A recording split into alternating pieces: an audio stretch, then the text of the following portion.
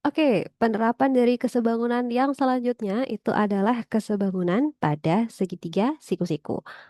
Jadi contohnya begini. Oke, misalkan ada gambar seperti ini ya. Di sini itu ada tiga macam segitiga siku-siku. Ada segitiga siku-siku ABD, kemudian segitiga siku-siku BDC, dan juga segitiga siku-siku ABC. Di mana ketiga segitiga siku-siku ini mereka saling sebangun gitu. Jadi kalau ada kondisi seperti ini, ada beberapa rumus yang bisa kita rumuskan dari kondisi ini.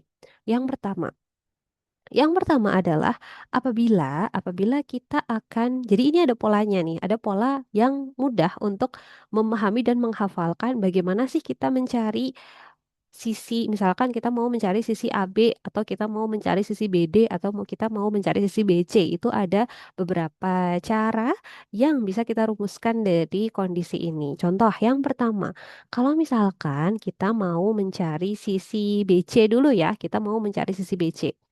BC itu kan ada di sini ya. BC. Nah, sisi BC itu ada di sini. Bagaimana kita mencari sisi BC? Jadi, BC kuadrat itu bisa kita hitung dengan menggunakan CD dikali D, CD dikali CA. Nah, jadi patternnya atau polanya itu adalah untuk mencari BC, kita tarik dari sini. CD kita kalikan dengan siapa? Kita kalikan dengan CA. Nah, jadi BC kuadrat sama dengan CD dikali CA. Itu yang pertama. Kondisi yang pertama. Oke, kita kotakin dulu pakai warna hijau. Ini kondisi yang pertama. Bagaimana dengan kondisi yang kedua? Gimana kalau kita mau mencari AB? Misalkan kita mau nyari AB nih. Kalau kita mau nyari AB, berarti AB kan di sini. AB atau BA ya, itu kan di sini ya. Nah, AB kuadrat atau BA kuadrat itu sama dengan bagaimana mencari BA? AD dikali AC. Jadi kebalikannya, kalau kita mau nyari BA dari bawah kan, kebalikannya nih, kita kalikan AD dikalikan dengan AC gitu. Oke, itu untuk mencari BA kuadrat. Nanti kalian harus akarkan lagi untuk mencari BC-nya berapa ataupun BA-nya berapa. Kita kotakin lagi untuk rumus yang kedua. Nah, pattern atau pola yang terakhir, kalau kita mau nyari BD gimana?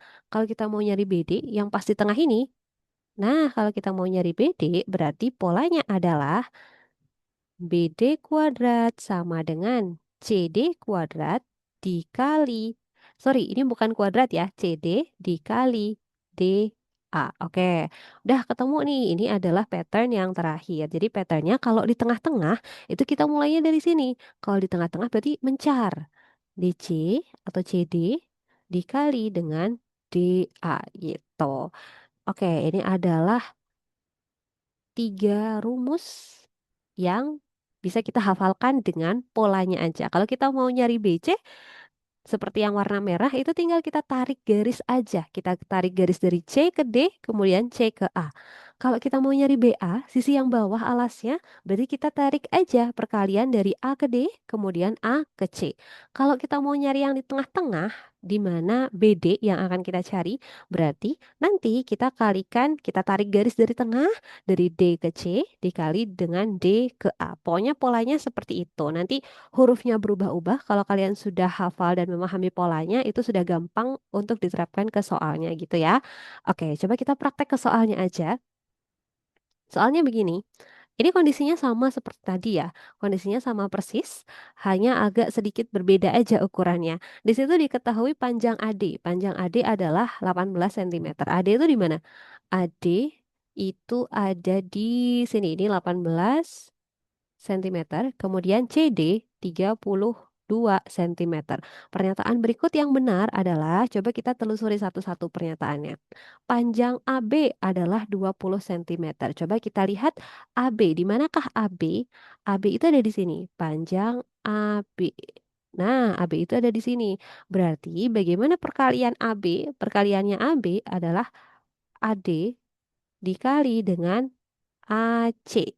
Gitu ya. Oke, berarti coba kita hitung untuk mencari AB kuadrat.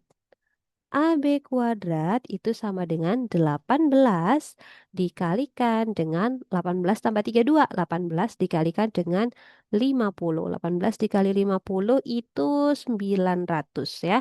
Berarti AB adalah akar dari 900 di mana si AB ini adalah 30 cm. Oke, berarti yang pertama salah ya, karena AB harusnya 30 cm. Coba kita lihat yang kedua.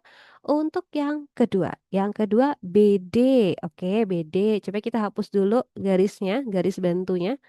BD. BD itu kan yang tengah. BD itu yang tengah nih. Kalau tengah berarti kan mencar. BD sama dengan harusnya DA dikalikan dengan DC gitu ya. Oke, coba kita hitung.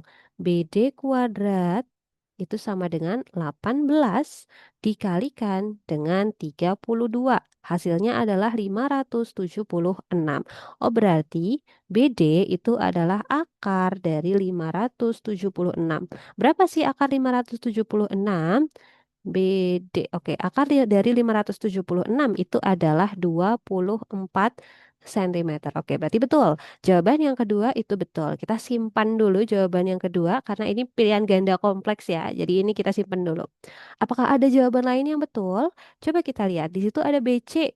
Kita hapus dulu garisnya. BC. BC yang mana BC? BC itu yang ada di alasnya. Oke, berarti BC itu adalah perkalian kita tarik garis dari sini. CD dikalikan dengan CA. Kan gitu ya? Oke, mari kita hitung. Panjang BC kuadrat itu sama dengan CD 32 dikali 50. 32 dikali 50 itu 1600. Maka si BC ini akar dari 1600 yaitu BC sama dengan 40 cm. Oke, berarti betul.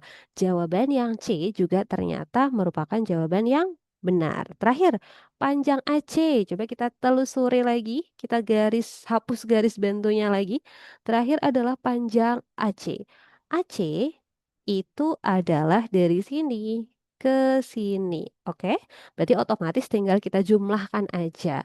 Kalau si AC itu dia penjumlahan antara 18 ditambah 32 yaitu 50 cm. Oke, berarti salah. Jadi jawaban yang betul hanya ada dua, yaitu BD 24 cm dan BC 40 cm.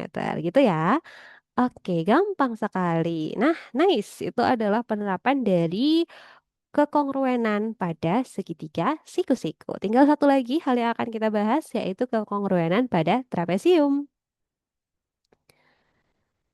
Nah, ini dia. Untuk kekongruenan pada trapesium, biasanya kondisinya adalah trapesium yang seperti dia terpotong di tengah ya. Trapesium yang terpotong di tengah. Nah, bagaimana kita bisa mencari panjang sisi-sisinya? Oke, di sini ada satu bentuk yang bisa diturunkan dari kondisi kesebangunan pada trapesium ini. Bagaimana patternnya? Ini juga kembali lagi ada polanya ya. Kalau misalkan kita akan mencari sisi EF atau sisi yang ada di tengah-tengah ini. Jadi sisi EF, sisi yang berwarna merah. Oke, sisi EF ini bisa kita cari dengan menggunakan EF sama dengan, jadi polanya adalah untuk mencari EF kita kalikan DC dengan sisi bawahnya, DC dengan AE atau DC dengan BF gitu juga boleh. Nah, kemudian kita jumlahkan dengan AB. Bentar, kita ganti warna dulu dengan AB. Nah, si AB itu nanti dikalikan dengan DE ataupun CF. Setelah itu kita bagi dengan jumlah dari jumlah dari DE ditambah AE atau CF ditambah FB. Oke, mari kita tulis aja. Kalau kayak gini kesannya agak membingungkan ya. Jadi kalau coba kita tulis bagaimana untuk mencari EF? Untuk mencari EF, yang pertama kita kalikan dulu. Kita hapus lagi. Ini Bu Fia hapus lagi untuk pattern-patternnya. Untuk mencari EF, si garis tengah ini yang akan kita kalikan adalah DC dikali AE. Oke, coba kita lihat DC di sini, AE di bawahnya. Atau bisa juga nanti pakai DC kali BF. Tapi kita pakai yang ini dulu. DC kali AE ditambah. Ditambah apa? Ditambah yang bawah. Sisi yang bawah itu adalah perkalian dari AB dikalikan dengan DE. Nah, berarti ini AB dikali DE. Kemudian kita bagi. Kita bagi dengan DE ditambah AE. Oke, ini DE ditambah AE. Itu adalah rumusan yang pertama ya. Atau kita bisa juga pakai EF sama dengan yang kedua, caranya mirip, hanya kita pakai sisi yang berbeda. Yang kedua, DC kita kalikan dengan BF. Berarti di sini DC kali BF ditambah sama seperti tadi. Kita tambah dengan AB dikali dengan CF. Berarti ini AB dikali CF. Nanti tergantung yang diketahui di soal aja sisi yang mana ya. Per penjumlahan dari CF ditambah FB. Berarti ini CF ditambah BF atau FB gitu. Jadi itu patternnya ya. Sisi yang berlawanan ya, misalkan sisi sisi sejajar yang atas ditambah dengan sisi miring yang bawah. Sisi sejajar yang bawah dikalikan, sorry bukan ditambah, dikalikan dengan sisi miring yang atas. Dibagi dengan penjumlahan sisi miringnya. Mungkin agak kelihatan membingungkan kalau kita pakai huruf-huruf aja ya. Jadi coba kita kalau soal gimana ya? Kalau misalkan soalnya seperti ini. Kita diminta untuk mencari panjang sisi TU. TU itu kan di tengah. TU itu yang tengah ya. Berarti kita pakai rumusnya yang tadi. Kebetulan di sini yang diketahui adalah sisi atas dan bawah dan juga salah satu sisi miringnya. Oke, berarti untuk mencari TU, langkah yang pertama adalah kita kalikan 5 dikalikan dengan 4. Berarti ini 5 kali 4 ditambah. Ditambah yang mana? Sekarang perkaliannya berubah menjadi yang bawah nih. Sisi yang bawah dikalikan dengan yang sisi miring yang atas. Oke, berarti 12 dikali 3 per kita bagi dengan penjumlahan sisi miringnya. 3 ditambah 4. 3 ditambah 4. Oke, berarti TU sama dengan 5 kali 4, 20 ditambah 12 kali 3, 36 per 7 gitu kan. Oke, berarti si TU ini nggak muat, kita taruh sampingnya. Si TU ini adalah 56 per 7. 56 dibagi 7 adalah 8 cm. Oke, sudah ketemu bahwa jawabannya si TU ini panjangnya adalah 8 cm gitu. Jadi jawabannya adalah A.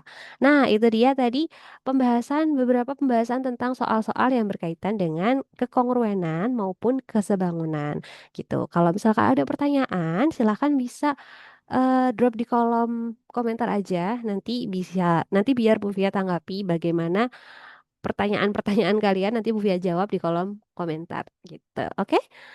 Semoga bisa membantu ya, semoga bisa sedikit membantu tentang memahami kesebangunan dan juga kekongruenan gitu. Selamat belajar.